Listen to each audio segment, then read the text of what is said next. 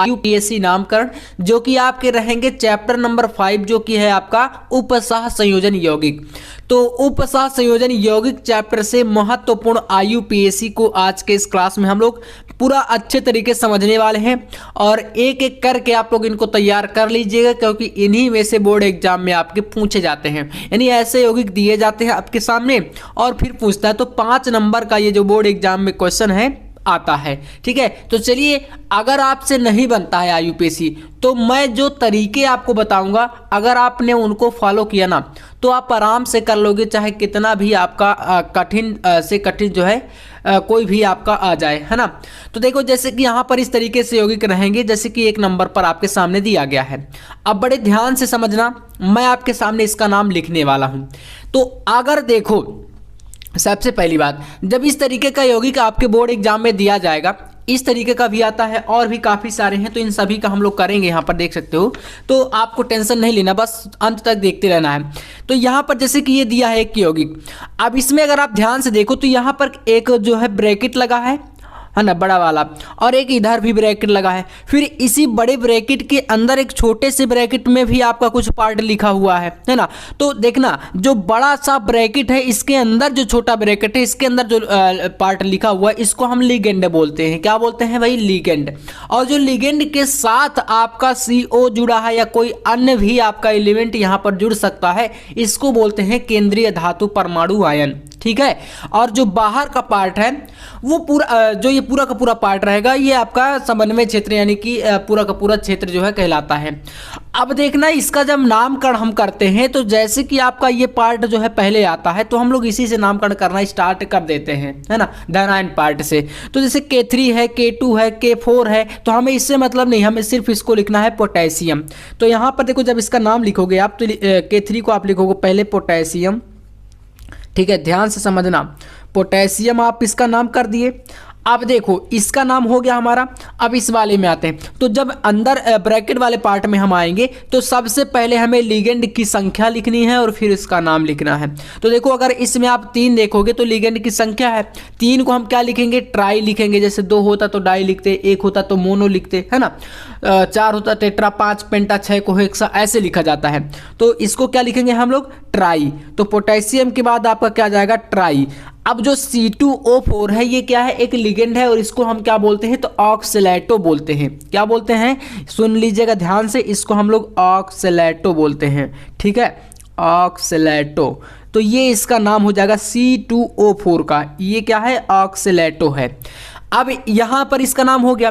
फिर मैंने बताया कि आपको जो है केंद्रीय धातु परमाणु आयन का नाम लिखना। तो जैसे कि इसमें CO है, CO को हम क्या बोलेंगे? कोबाल्ट। लेकिन ये ऋणायन पार्ट में आ जाता है, तो इसमें 8 आपको जो है आपस लग्न जोड़ना पड़ता है। तो कोबाल्ट में 8 जोड़ेंगे तो क्या बन जाएगा? कोबाल्टेट, है ना, कोबाल्टेट, ऐसे जो है इसका नाम आ जाएगा। और सबसे लास्ट में फिर इसी के साथ जब आप केंद्रीय धातु परमाणु आयन का नाम लिखोगे, तो उसके साथ में आपको इसकी ऑक्सीकरण संख्या रोमन संख्या में लिखनी पड़ती है। तो जैसे कोबाल्ट है, इसकी ऑक्सीडेशन नंबर जब निकालोगे तो इसकी आ जाएगी 3। अब बोलोगे भैया ऑक्सीडेशन नंबर कैसे निकालते हैं? तो टेंशन नहीं लेना है, डिस्क्रिप्शन में एक वीडियो है, तो आप उसको देख लीजिएगा, क्योंकि इस टॉपिक पर मैंने अलग से वीडियो बना दिया है। और देखो, बता दूं भाई, ये जो क्वेश्चन है, इस तरीके के बोर्ड एग्जाम में 100% पूछे जाएंगे और आपको करना ही पड़ेगा। तो इसलिए आपके पास कोई चांस नहीं है कि आप इनको छोड़ करके चले जाओ। ठीक है, जैसे कि आपके पास सेकंड है, इसमें देखो तो आपका धनायन पार्ट नहीं है, केवल ब्रैकेट के वाला पार्ट ही दिया गया है। तो चलिए पहले लिगेंड का नाम लिखते हैं और उसकी संख्या। तो देखो, CO है, ब्रैकेट के अंदर ये लिगेंड है और उसकी संख्या 4 है। 4 को मैंने क्या बताया था? टेट्रा, है ना, क्या बोले थे हम? टेट्रा। तो इसका हम जब नाम लिखेंगे, तो 4 को पहले लिखेंगे टेट्रा, और CO को हम क्या लिखेंगे? कार्बोनिल, है ना, कार्बोनिल इसे बोलते हैं, टेट्रा कार्बोनिल। ये आपका हो जाएगा हमारा इस तरीके से नाम। अब फिर ये क्या है? निकिल है ना, डायरेक्ट। तो इसमें 8 वेट नहीं जोड़ना, सिर्फ आपको निकिल लिख देना है और फिर इसकी ऑक्सीडेशन नंबर लिख देना है। निकिल लिखने के बाद आपको इसकी ऑक्सीडेशन नंबर, तो यहाँ पर 0 रहेगा, तो इस तरीके से 0 लिख दोगे। ठीक है, चलिए तो अब तीसरे पे आ जाओ। तीसरे वाले में अगर आप देखो तो ब्रैकेट वाला पार्ट जो था, पूरा का पूरा भाग, ये जो है पहले पड़ गया और Cl बाद में आ गया। जैसे इसमें आप देखे तो ब्रैकेट वाला पार्ट बाद में था, K3 पहले था, लेकिन इसमें जस्ट उल्टा है। तो ये अब आपका धनायन बन गया। तो चलिए इसी से नाम नामकरण करना स्टार्ट कर देते हैं। इसमें पहले वही चीज़ आपका होगा, ब्रैकेट वाले में आपको लिगेंड की संख्या और उसका नाम। तो संख्या क्या है, 4 है, तो 4 को हम पहले लिख देते हैं टेट्रा। ध्यान समझना, बहुत आसान है यार। टेट्रा हो गया। NH3 देखो यहाँ पर अमोनिया मत बोलिएगा, इसको बोलते हैं एमीन। क्या बोलते हैं, ये लिगेंड है तो एमीन बोलेंगे इसको। तो टेट्रा लिखने के बाद आपको इसका नाम लिख देना है, NH3 का क्या, एमीन लिख देना है, ठीक है ना, टेट्रा एमीन। और फिर इसका क्या है, जिंक, Zn क्या है, जिंक है। अब हम लोग इसमें बोलेंगे भैया क्या ये केंद्रीय धातु परमाणु आयन है, तो क्या इसमें पहले वाले की तरह आप 8 जोड़ोगे, तो बिल्कुल नहीं जोड़ना, क्योंकि ये पहले वाले में ऋणायन पार्ट में था, इसलिए हम लोग केंद्रीय धातु परमाणु के साथ 8 जोड़ रहे थे। ये क्या धनायन पार्ट में है, पहले ही आ गया, और इसलिए हमें सिर्फ इसको जिंक लिख देना है। तो यहाँ पर जिंक, और फिर जब आपको पता है कि जब हम लोग केंद्रीय धातु परमाणु आयन का नाम लिखते हैं तो उसके साथ इसकी ऑक्सीकरण संख्या जरूर लिखते हैं ब्रैकेट में, जो कि हो जाएगा यहाँ पर 2 निकल के आएगा। तो इस तरीके से सेकंड आपको लिख देना है, ठीक है। और फिर क्या, Cl2 है, Cl2 को हम क्या बोलेंगे यहाँ पर, क्लोराइड है ना, तो क्लोराइड इसका नाम हो जाएगा, क्लोराइड। इस तरीके से आपको कर देना है। तो टेट्राइमीन जिंक सेकंड क्लोराइड इसका क्या हो जाएगा, नाम हो जाएगा। क्लियर है। चलिए नंबर 4 पे आते हैं। नंबर 4 वाला देखिएगा कितना आसान सा हो गया अब आपके लिए। वही चीज़ है, पहले आपका K4 पहले पड़ गया, तो इसको हम लोग पोटेशियम लिख देंगे। मैंने बताया कि K2 आ जाए, K3 आ जाए, K4 आ जाए, आपको सिर्फ इसको पोटेशियम ही लिख देना है, संख्या से मतलब नहीं है। तो पोटेशियम आपका इसका नाम हो गया, है ना, पोटेशियम। अब हम लोग आ गए इसमें ब्रैकेट वाले में, यहाँ से इतने पार्ट में, ब्रैकेट वाले पार्ट में सबसे पहले लिगेंड की संख्या पे नजर डालो। 6 है तो 6 को मैंने क्या बताया था, हेक्सा लिखते हैं, ठीक है। 5 होता तो पेंटा, 4 होता टेट्रा, 3 होता ट्राई, 2 होता डाई, ऐसे। तो 6 को हम क्या लिखेंगे, हेक्सा। Cn है, लिगेंड है ना, तो इसका क्या नाम हो जाएगा, इसका नाम हो जाएगा आपका क्या, साइनो। क्या हो जाएगा, साइनो। तो Cn को हम लिख देंगे साइनो, ठीक है, साइनो, हेक्सा साइनो। अब इसमें आ जाओ, Fe है। अब बोलेंगे भैया इसको आयरन नहीं लिखेंगे हम, कैसे, क्योंकि ये क्या हो गया हमारा, इससे अगर बांटो तो ये देखो यहाँ से अलग होता, तो ये वाला जो पार्ट है ये बाद में आ रहा, तो इसलिए ऋणायन संकर में पहुंच गया। और ऋणायन संकर में जब हम लोग केंद्रीय धातु परमाणु आयन का नाम लिखते हैं तो उसमें 8 जोड़ते हैं, जैसा हमने इसमें किया था। ये आपका ऋणायन पार्ट था, इसमें कोबाल्ट में हम लोग 8 जोड़े थे, इसीलिए आयरन जो है आपका इसमें फेरम बनेगा और इसमें हम लोग 8 जोड़ेंगे तो ये बन जाएगा फायरेट, ठीक है, फायरेट। फायरेट लिखने के बाद इसकी ऑक्सीडेशन नंबर आपको लिख देना है, जो कि क्या हो जाएगी यहाँ पर, तो इसकी ऑक्सीडेशन नंबर आपकी बनेगी यहाँ पर, देखना आपको निकालना पड़ेगा। देखो तो आप निकाल भी सकते हो, तो यहाँ पर सेकंड आएगा, तो सेकंड मतलब 2 आएगा ऑक्सीडेशन नंबर, तो इसको रोमन संख्या में इस तरीके से लिखना पड़ता है, तो यहाँ पर हो जाएगा सेकंड, ठीक है। तो ये देखो आपके सामने है पूरा, कैसे करना है, किस तरीके से करना है आप कर सकते हो, और हर एक IUPAC बोर्ड एग्जाम के लिए इंपॉर्टेंट है, तो आप इनको मिस मत करना, हर क्वेश्चन को आपको करके जाना है। चलिए तो 5 नंबर पे आ चुके हैं हम लोग। वही चीज़ यहाँ पर देखो, इसमें K3 आ गया, तो हम पहले पोटेशियम लिख देंगे, है ना, पोटेशियम पहले लिख देंगे, उसके बाद हम लोग ब्रैकेट वाले पे आक्रमण करेंगे, देखिएगा। तो ये हो गया, इसका काम खत्म। अब इसमें आओ, इसमें जब हम आते हैं तो आपको पता है छोटे वाले ब्रैकेट के अंदर जो लिगेंड है इस पर नजर डालते हैं। इसकी संख्या कितनी है, 3, 3 को हम क्या लिखते हैं, ट्राई। फिर इसके बाद C2O4, इसको क्या बोलते हैं, तो ऑक्जिलेटो बोलते हैं, ठीक है, आपको मैंने बताया, तो ट्राई ऑक्जिलेटो इसका नाम हो जाएगा, है ना, ट्राई ऑक्सिलेटो। अब देखो आपको कुछ ना कुछ जरूर चढ़ रहा होगा दिमाग में, अगर आप ध्यान से इसको समझ रहे होंगे। ट्राई ऑक्जिलेटो के बाद यहाँ पर इसमें आते हैं केंद्रीय धातु परमाणु आयन में, और जब ये ऋणायन पार्ट में होता है, जब यानी कि बाद में होता है, तो इसके साथ हम लोग 8 जोड़ते हैं।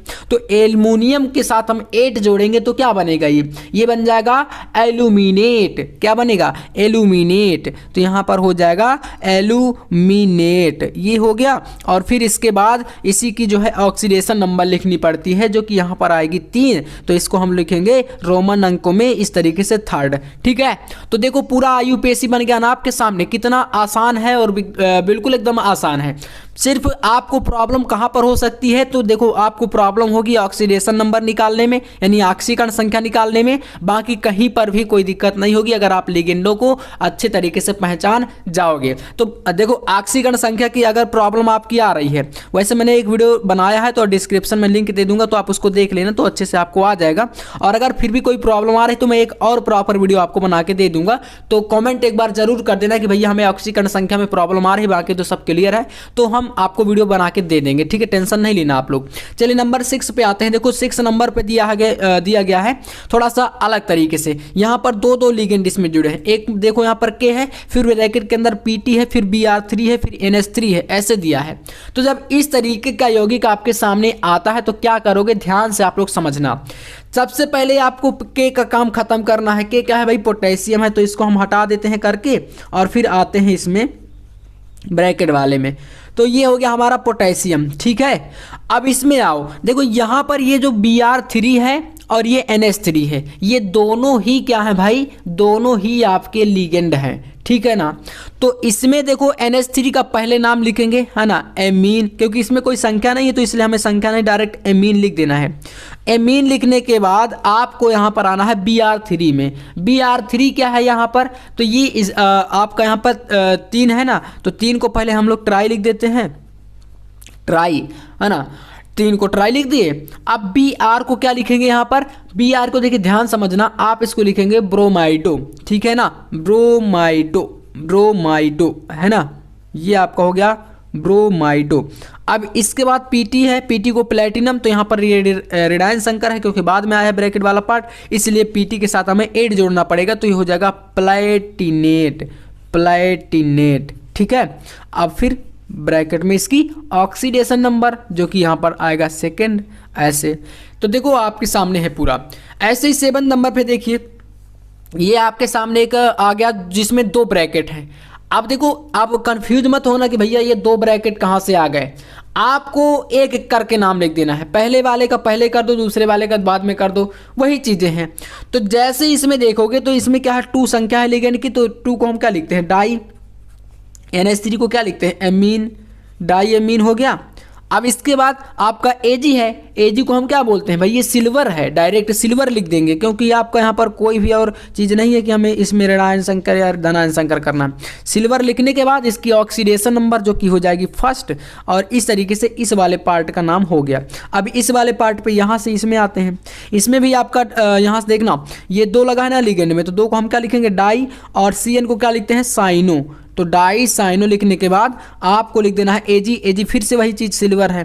तो यहाँ पर देखना थोड़ा सा यहाँ पर आपको समझना पड़ेगा, जी हाँ, इसको सिल्वर नहीं लिखेंगे, ये अब ऋणायन में आ गया है ना, ये पहले था धनायन में था, ये ऋणायन में आ गया, तो इसलिए सिल्वर का क्या हो जाए अर्जेंटम, तो इसका हो जाएगा अर्जेंटेट, 8 जोड़ना पड़ेगा इसमें, तो इसको सिल्वर नहीं लिखेंगे आप लोग ध्यान से, यहीं पर थोड़ा मिस्टेक हो सकती है आपसे। अर्जेंटेट, अर्जेंटेट, और फिर इसकी ऑक्सीडेशन नंबर जो कि क्या हो जाएगी यहाँ पर, ऑक्सीडेशन नंबर इसका 1 है, इसका भी आपका 1 यहाँ पर आ जाएगा, ठीक है। 8 नंबर पे आ जाओ, यहाँ पर है K2 और फिर Hg और I4 ऐसे दिया है, ठीक है। तो I4 को आप यहाँ पर देखना क्या करोगे, यहाँ पर आपको सिर्फ और सिर्फ पहले ध्यान देना है किसमें, K2 पर। तो K2 क्या है भैया, पोटेशियम है, ठीक है ना, K2 हमारा क्या है, पोटेशियम है, ये हमारा हो गया पोटेशियम। अब इसमें आते हैं तो I4 ये लिगेंड है, तो 4 को क्या लिखते हैं, टेट्रा, टेट्रा। I को क्या बोलेंगे यहाँ पर, आयोडीन है ये, लेकिन ये लिगेंड के रूप में है तो इसलिए इसको आयोडो लिखेंगे, आयोडो, आयोडो, ठीक है, आयोडो, टेट्रा आयोडो। अब Hg मरकरी है, इसको हमें ऋणायन में संकर में दिया है तो इसलिए 8 जोड़ना पड़ेगा, तो इसको लिखेंगे मर्क्यूरेट, मर्क्यूरेट, ठीक है ना, मर्क्यूरेट आपका हो जाएगा, है ना, मरकरी, और ऑक्सीडेशन नंबर 2 इस तरीके से। 9th नंबर को आप देखो, यहाँ पर दिया है Na, तो पहले सोडियम का नाम लिख दो, Na क्या है, सोडियम है, सोडियम हो गया हमारा। अब ये ऋणायन वाले पार्ट में आ जाओ, इस पार्ट में पहले लिगेंड की संख्या 2 है, 2 को हम लिखेंगे डाई और CN को लिखेंगे साइनो, है ना। अब देखो आसान लगने लगा ना, डाई साइनो, फिर Ag, इसको अर्जेंटेट लिख दो, अर्जेंटेट, अर्जेंटेट, ठीक है, और फिर इसकी ऑक्सीडेशन नंबर लिख दो, तो बस आपका काम खत्म। ऑक्सीडेशन नंबर सिल्वर की यहाँ पर 1 ऐसे करके। ऐसे ही लास्ट वाला देखो यहाँ पर आपके सामने ये ब्रैकेट वाला पार्ट क्या हो गया, पहले आ गया। तो पहले आ गया तो हमें इससे मतलब नहीं, हमें सिर्फ लिगेंड पर नजर डालनी है, लिगेंड की संख्या पर। 4 है, 4 को हम क्या लिखते हैं, टेट्रा लिखते हैं। तो टेट्रा और NH3 को क्या लिखते हैं, एमीन। तो एमीन, टेट्राइमीन। फिर इसके बाद Cu, तो Cu को क्या लिखेंगे हम लोग यहाँ पर, कॉपर, क्योंकि यहाँ पर क्यूपरेट नहीं लिखेंगे क्योंकि भाई ये धनायन संकर में है, ठीक है ना, पहले आ गया है। तो कॉपर लिखने के बाद इसकी ब्रैकेट में क्या लिखना है, ऑक्सीडेशन नंबर लिखनी है ना, जो कि सेकंड यहाँ पर रहेगी इस तरीके से। और SO4 को आप सभी जानते हैं कि भाई क्या लिखते हैं हम लोग, इसको सल्फेट लिखते हैं। तो यहाँ पर लिख देंगे इसको सल्फेट। तो अब बताओ कहीं पर कोई डाउट आपको आया, इतने सारे IUPAC मैंने आपको बता दिए कैसे करना। सिर्फ आपको डाउट आएगा तो कहां पर आएगा, आपको लिखना नहीं आएगा भैया ऑक्सीकरण संख्या निकालना। तो ऑक्सीकरण संख्या निकालना अगर आपको नहीं आ रहा है तो इसमें ज़्यादा बड़ी बात नहीं है, आपको संकोच वगैरह नहीं करना, टेंशन नहीं लेना। कमेंट बॉक्स खाली है, एक प्यारा सा आप लोग जो है कमेंट कर दीजिएगा, मुझे जो है बता दीजिएगा कि भैया मुझे IUPAC में ये प्रॉब्लम है, जो मतलब मैंने बताए गए अनुसार आपको जिस टॉपिक पर जो भी प्रॉब्लम अभी आई है तो आप लोग बेझिझक कमेंट करिएगा, मैं आपको उसका जो है सोल्यूशन जरूर लाऊंगा नेक्स्ट वीडियो में, आपको टेंशन वगैरह नहीं लेना है। तो चलिए फिर चैनल पर नहीं तो यार सब्सक्राइब कर लेना ताकि वीडियो मिस ना हो, आने वाली वीडियो जो है ना, तो जल्दी से आप लोग सब्सक्राइब वगैरह कर लिया करो। बाकी चलिए मिलते हैं नेक्स्ट वीडियो में नेक्स्ट टॉपिक के साथ, तब तक के लिए जय हिंद।